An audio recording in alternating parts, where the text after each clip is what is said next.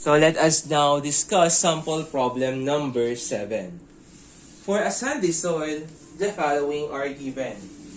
So we have the maximum void ratio na Emax. So kapag sinabi natin Emax, that is usually in loosest state. Or in other words, buhaghag yung lupa natin. That's why yung value ng void ratio natin at maximum. So that is equal to 0.70. And we have a given here na minimum void ratio or the E mean, which is equal to 0.46. So yung E mean naman, that is the void ratio at densest condition. So usually mas maganda na dense yung soil natin compared sa loose siya. Kasi kapag loose yung soil natin, yung tendency is madaming hangin sa soil.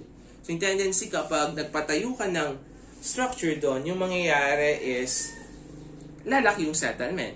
Mas malaki yung settlement ng Emax natin compared dun sa E-mean. Wherein yung settlement na yon, that will be further discussed sa mga topics natin sa final term. And a hydraulic conductivity of sand at a relative density of 80% is 0.006 centimeter per second. So we have a value of your K. So we have a value of your K na 0.006 centimeter per second at a DR or the relative density of 80% or 0.80. So using these values, so hahanapin natin etong mga values na to. So letter A, hanapin muna natin yung void ratio at a relative density of 80% at DR of 80%. So in computing for the void ratio using yung DR natin, siyempre we're going to refer to the formula dun sa relative density natin, which is equal to DR is equals to Emax minus E all over Emax minus E mean. So for this one, we have a DR na 80% or 0.80. Yung Emax natin, that is 0.70. And yung E naman natin na hinahanap natin sa problem, all over 0.70 minus 0.46. So, you will have a value of your E which is equal to 0.508. So, that is the value of your E.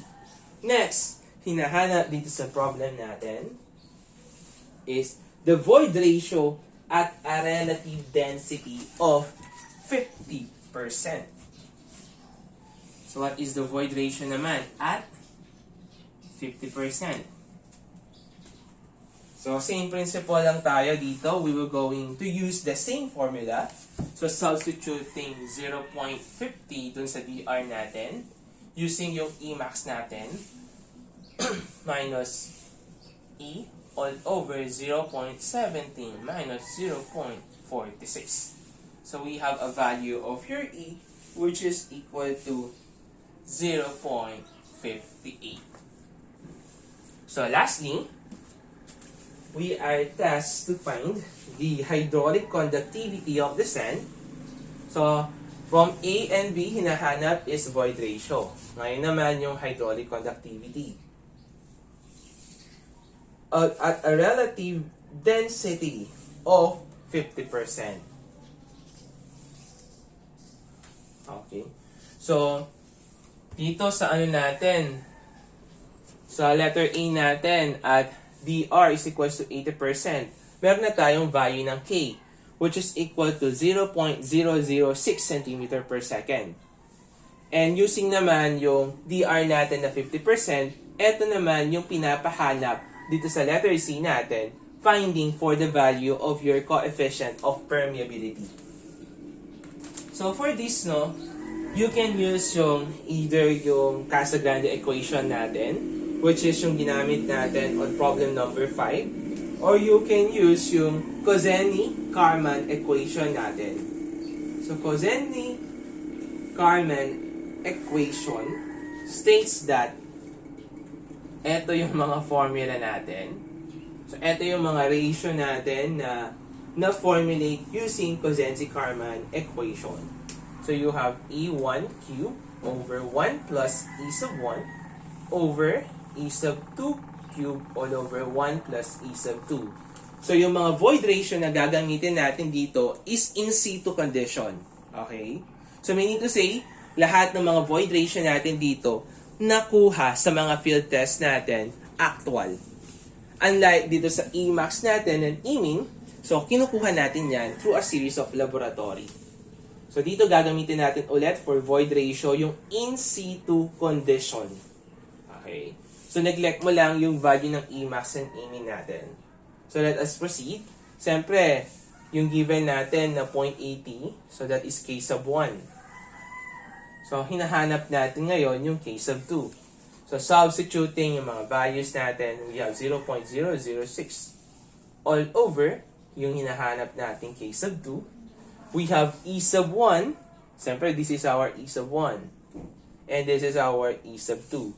So, we have a value of our E sub 1 which is equal to 0.508 cube over, so 1 plus 0.0508, that is 1.5 over, so we have the next void ratio which is equal to 0.58.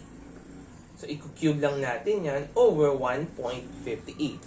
So, we can now solve for the value of your K sub 2 which is equal to 8.523 times 10 raised to negative 3 centimeter per second. So this will now become your K sub 2 at relative density of 50%.